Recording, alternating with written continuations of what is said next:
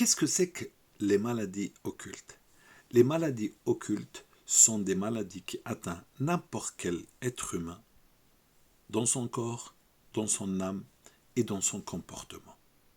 Ensuite, cette même personne va commencer d'avoir des troubles psychologiques.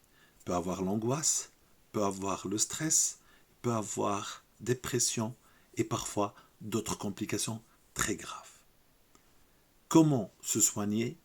Il y a la plupart d'entre vous, ils font deux choix. Il y en a qui vont faire la ruqya, mais pas le suivi. Et ça, c'est 80% des personnes. Et du coup, ils obtiennent des résultats, mais c'est des résultats faibles qui ne vont pas donner une démarche jusqu'au bout. Les deuxièmes personnes, malheureusement, elles sont rares, mais elles sont là. Ceux qui ont compris et ceux qui ont fait le suivi.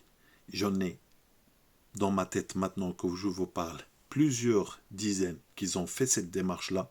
Et croyez-moi, tous, et la plupart sont des femmes, donc toutes, ils ont obtenu de très bons résultats. Quand je dis de très bons résultats, ça veut dire beaucoup de situations ont été débloquées. Beaucoup de problèmes de santé ont été supprimés. Et beaucoup de choses dans leur vie, mariage, séparation, tout ça a été résolu. Ce que je vous dis ici, ce n'est pas des promesses dans le vent.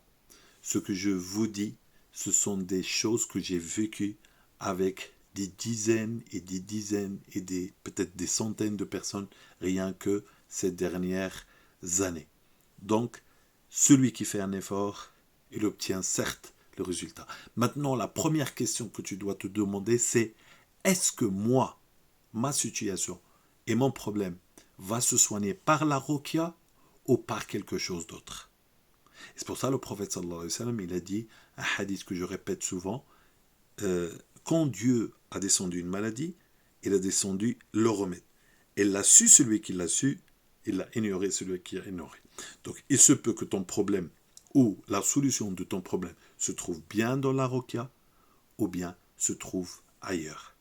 Il faudrait pour cela faire un bon diagnostic et un bon suivi pour être sûr est-ce que dans la ruqya se trouve ta réponse ou bien dans autre chose.